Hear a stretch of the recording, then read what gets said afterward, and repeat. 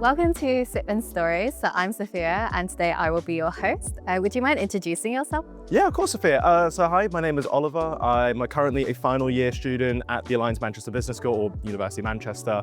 I'm currently studying IT management for business, and also throughout my time in university, I also did a placement year at UBS as well. That's so cool. I guess since you're now in final year, let's kind of go back all the way to the beginning. Yeah. When you thought maybe uni was going to be all about independence and maybe luxurious in some ways, but I guess for you, what would you say uni was really like, and what did you think actually turned out to be the biggest lie? Yeah, I think there's a lot of that chatter of, you've just hit around the age of 18, you're finally, independent. No teacher's really going to bat you over the head that you've got to do this assignment. Your family's most likely not there as well. So it's like pure freedom. I think once you get a couple months into university, you start realizing the actual amount of work you have to do, and you kind of have to become your own parent. You have to become your own teacher and force yourself to get all your work done. So I think that idea of oh yeah, university is fully independent. You get so much freedom. No, you don't. I think I've worked more in university than I've worked in any other school I've done. Yeah, I can imagine, to be fair, because I mean, uni definitely has its elements of freedom, but I think it's realizing that you kind of have to actually be an adult now and Yeah. realize that you have to set your own time schedules and everything and stuff like that. If you're not meeting those for yourself, it's only gonna fall back Exactly. on you, right? Exactly. So Yeah. I guess for you, when did you realize uni isn't also just about your degree? It's about you becoming a person, especially as now you're final year. I'd say I've got a unique case because of my specific course. You'd think IT management for business is a very technical degree, very business, very IT. But one thing that my course, and you could also apply this to the wider Alliance Manchester Business School as well, is that they put a very strong focus on career prospects. So it's not just about okay, how well are you doing in your academics? It's also a lot about taking some of those extra steps outside of the classroom to, further your professional development, pick up new skills. So I think a lot of what, I kind of realized just pretty much from the start of first year is okay, what's given to me in my lessons isn't the only thing I have to do. There is a lot more development that goes on outside. And I think that kind of helped really instill that commitment to learning that it's just kind of carried throughout my entire time at university so far. Yeah. Would you say there was any particular life skills that you personally built whilst you were navigating university life? I would say I got a lot better at listening. A Mm, lot better at listening, and I mean active listening, right? So mm. a lot of the time, the lecturers will stand there and they'll go, okay, does anyone have any questions? If you're not actively listening to what they're saying, you're going to have no questions. And that's kind of your only chance to be able to, engage with the content that you're learning. If there's anything that you need to clarify, that's again, your only chance to do it. So yeah, I think just over time, just being in those situations, meeting so many different people, being in so many different kinds of events, I just got a lot better at listening. Yeah, no, I can imagine. I remember when I was at university and I was navigating the whole, for me, it was lectures and seminars. So it was oh, if I'm not asking the questions, I'm not really learning, because how much am I actually able to ask the teachers about? Because Yeah. you kind of want to extend your learning as well. It's so easy to be I'm going to, read these lecture notes, or I'm just going to scribble down literally what's on the slide. But how much are you retaining? Yeah. It's such a big difference as well. I guess a quick one to just kind of break things up. Would you say, I don't know actually how much it applies for you in IT management, but would you say essays or group projects? Oh, group projects for us. That our degree is basically all group projects. We get taught very early on that collaboration is a big part of the industry, so we Mm. get given that in university. So my degree is very, very unique in that sense. But with group projects, they're really fun because most of the time for group projects, you get to make something. So for us, some of the group projects we've done, we've made mobile applications, we've made, Mm. entire digital transformation plans. We've done, process management. So we've done quite a lot of things, and getting to sit down with a team, and you crack into it over the course of a couple hours a week. That's really fun. So sort of soft spot for group projects, but I do have a really strong appreciation for essays as well. Moving on, so I guess real talk wise, Mm. behind all the deadlines and the social life, what do you think has actually been the hardest for you? Definitely adjusting to this way of life, because university life is it's a very different way of living than anything I've had in the past. Even when I did my industrial placement year at UBS, and I was working essentially, not really just an internship, was kind of a full role. Mm. I think that one, because you're kind of surrounded by a lot of other people doing the very same thing you are doing. But in university, everyone's got very different ways of working, Mm. right? Different ways of living. Um, there's all sorts of different, friends and friend groups going on, different events happening. So I think everyone blazes their own path in different ways. I think one of the really tricky things for me, in the early days was figuring out what is, my niche as well. Like what's my path? What do I want to do? So yeah, just like attending a lot of different things, meeting with a lot of different people, just trying to figure out, is this the kind of uni life I like? And, you know, thinking all the way down to the very end of it, will I walk away from university going, oh yeah, I did everything I wanted to do. So I think definitely that was one of the bigger, adjustment points. Add on top of that, living alone as well. Yeah. Having to complete, meal plan for weeks ahead. Yeah, all that stuff as well. That was quite an adjustment. Yeah, I mean, I can imagine. I remember when I first went to university, oh my God, if I told you now, like, I didn't even know how to cook. Like, if I had told you the horror stories of like the first years of cooking, like, Yeah. I think I literally spent time figuring out that, okay, this is gonna sound really bad, but Oh no, go on. I literally spent the whole first time just being like, I didn't realize that you could cook chicken straight on a pan. Like, I thought you had to boil it and then add sauce. Oh my God, this is exposing me. Wow. But it was Okay. literally just like a whole development situation of realizing just living by yourself, navigating chores and everything and stuff like that.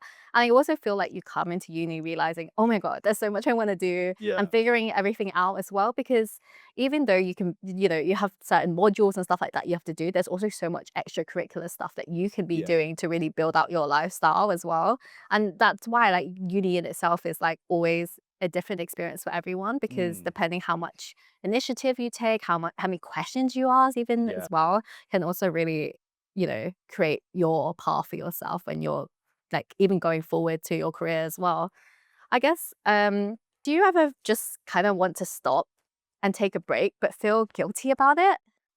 I don't really feel that guilt that Mm, much. I think uh, a lot of what I was taught whilst being here is that, you're not expected to do everything all in one go. mm, I think it's very natural to, get given all of your coursework, all of your exam dates, all of this content and go, I have to get it all done today. It's no uni student gets everything done the week they get given it. I don't think yeah. that's ever happened in the history in the history of universities, right? So, if you need to just stop, take a break, whether that means, maybe just working a part-time job to, get a bit of extra money in your bank, maybe just going for a walk, hanging out with a couple friends, exploring the city that you've come to.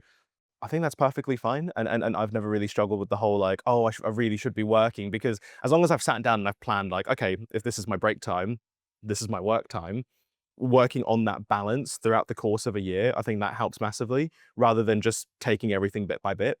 So that's the way I've kind of like jumped over that guilt of just stopping, taking a bit of a break.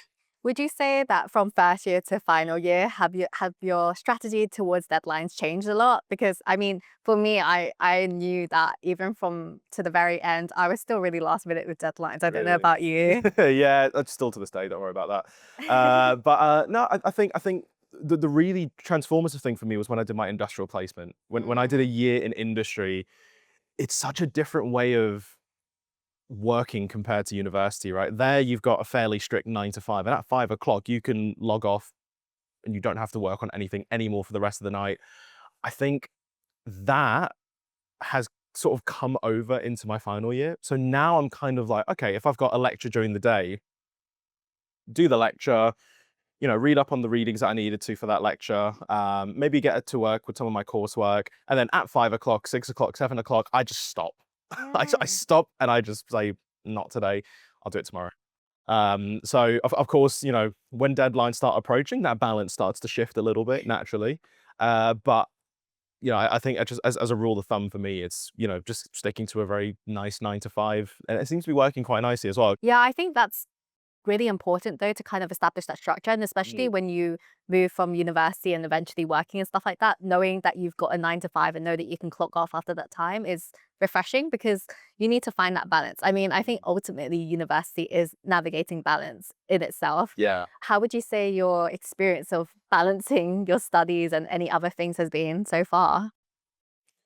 I would like to think that I've done a pretty good job at it, but there are so many different balances that people have created. It's very easy for you to look at someone else and go like, oh gosh, that person looks like they're massively on top of things. I feel like I'm behind, Mm. I'm not working hard enough, or vice versa. I'm working too hard. These people are chilling out. What's going on? Like, do I need to slow down? So I think, yeah, that sort of development of the balance over time, I think it's just entirely unique to who you are. If you like to, if you're the kind of person that likes to crunch work very close to the deadlines, if you feel like that's the most productive that you feel, go for it. Yeah, university is, you know, again, there's no strict way of doing things. It's kind of however you need to get to the finish line, you use that. And university provides a lot of support to help you get to the finish line. But a lot of that is, you have to raise up your hand and say, I want help with this. The university's not going to, pounce at you and go, why are you not doing things on time? Mm.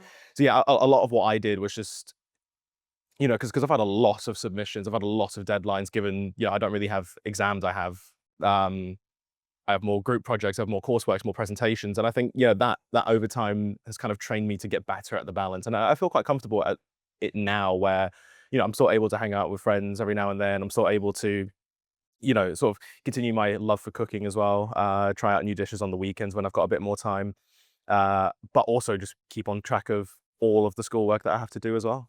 Yeah, just a side note, you mentioned that you really enjoy cooking. What would you Mm. say is your go-to dish?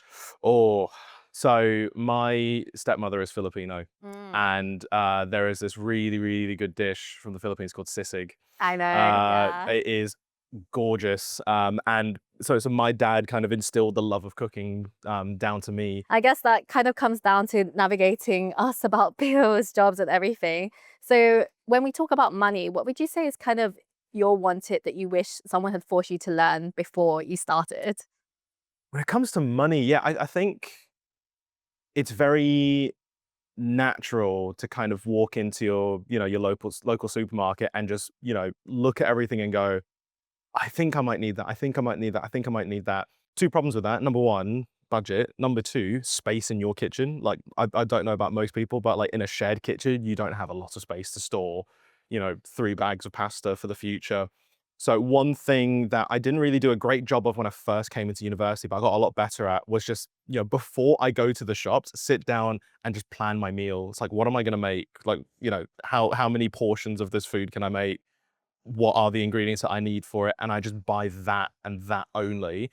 If I Mhm. roughly know that I've got a bit of leftover, what's the second meal that I can then cook with those ingredients that have been left over? Have you also had experience of like applying for jobs and like internships whilst you're at uni? Yeah. What would you say was the hardest part about navigating that? I think the entire process is difficult to differing degrees for different people. My experience, I like to think I'm quite a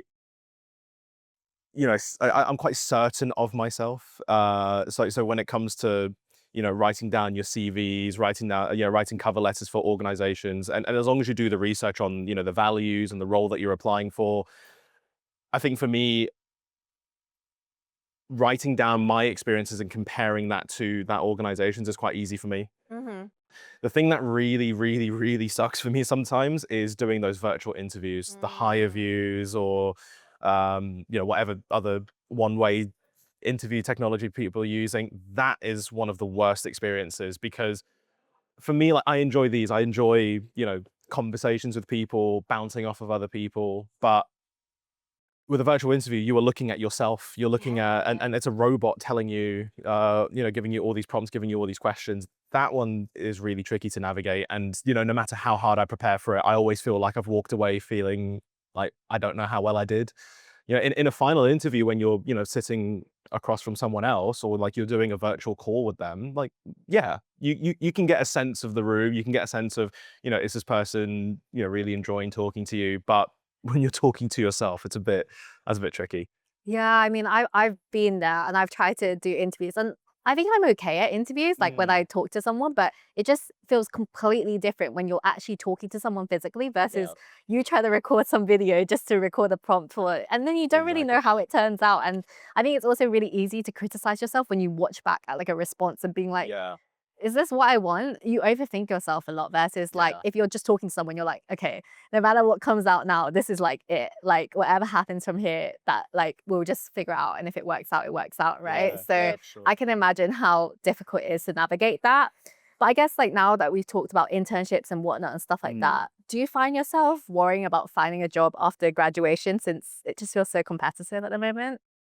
Uh, right now, the current graduate market, I would even argue the internship market as well. It you know, it's not the greatest it's ever been. It's a tricky situation because you look at these companies, you really want to apply for them, you really want to go for this role, and sometimes they knock you out in the first couple stages, and you just don't know why. And it can be really disheartening. But one thing that always pushes me is that usually when you get knocked out in those early stages is because you're just not a good fit for that company. I don't think it's just an issue of there's not enough space, or you know, you might not be a good candidate in 5 or 10 years time. But it's just like today, the way that you work, the way that you like to work, that organization can't provide that to you. Mm. When I have that mindset, whenever I get one of these rejection letters, I feel a lot better and just go like, okay, that you know, that relationship was probably not going to work. There's still loads of other companies to look at, right? So many other different partnerships that I can explore. And yeah, I mean, that's what job applications are. It's finding whether you are a fit for that organization and is that organization also a good fit for you as well. So that's kind of been the thing that gets me through a lot of that rejection. Yeah, I had like a few people telling me advice about being like, if it's meant to you, it will be Yeah. like one of those things. And I think rejection also for yourself is like a good way to kind of learn from your experiences, being like, yes, this was hard, but there's always going to be other opportunities out there that probably fit better with you. Mm. And I guess from like an employer's perspective, as someone who's job seeking, is there anything that you feel like they could do better to support you? I think being a bit more clear with what is being assessed at each stage will help, you know, if you ever do get rejected from from the company, if they don't provide a feedback report, you can at the very least sort of ascertain why maybe, you know, they didn't move forward with you. So I think employers, you know, can do a bit of a better job at communicating at each stage what's the thing that they're looking for. What are they assessing you on? Like, what's the marking criteria? So you roughly know when you walk away from it, like, okay, this is the area that, you know, wasn't a good fit. I guess for you, if nothing hypothetically Mm. went to plan, what is something that you personally think you'd still be proud of? Ah, giving it a go. Mm. Giving it a go. I was taught from a very early age, any opportunity that comes your way, you just take it. You Mhm. just take it. No matter what the outcome of that opportunity was, all of it is a learning point. All of it is part of your learning journey as a human being. Uh, you learn a lot from rejection. You learn a lot from failure. It kind of motivates you when you try again or you do something different, you know, to approach that in a different way than you probably would have before you failed or before you got rejected for something. So definitely for me, it's always just as long as I gave it a good go, right? And you know, it wasn't a lazy attempt. So yeah, definitely, yeah. Just as long as I gave it a go, I'm happy. Yeah, now that you're kind of obviously wrapping up your uni life, Yeah. what would you say is like one thing that you feel like first years desperately need to hear? I would say just ask as many questions as you possibly can, speak to as many people as you possibly can. I think there's a tendency when you come into first year just to get like overwhelmed with everything. But first year really is like your only time to chill out and just like learn a lot about the city you've joined, the university you've joined, the course that you have joined, the people that are around you. For a lot of first years, I think, you know, this is, you know, a lot of people's first time away from home, probably a lot of their first times away from their home countries. If you're just bogged down by like all this information going on, and you're not really absorbing it and you feel like, oh, it's okay, I can sort that out in second year. When you get to second year, when you get to your final year, you'll realize you don't have that much time anymore. You know, Mhm. you're already expected to have that foundational knowledge from first year. So I think actually the better term I would use is be a sponge. Absorb everything you can in first year. And sort of to my point earlier, right, take every opportunity you get. Mhm. Every single thing that pops up, if there's some fun little event happening at the SU, at the student union, or maybe in your accommodation, or at your school, in your course, just go for it. Go for it. Give it a go. I agree. I feel like you can never really understand what's going to happen. Like, I feel it's so important to be like, I personally am a really big experience person. So I'm like, Mm. I don't believe that like I will regret not trying something, so I'd rather Yeah. just go for it. Yeah. And I guess like just to wrap things up, what is one thing you want to carry with you from uni into the rest of your life? One thing that university has forced me to do was to constantly learn. Hmm. Constantly learn, right? Almost every day of my university life so far has just been learning about something new. And especially in my world, like the technology business world is fascinating and really confusing as well. So there's so much information pumped at you.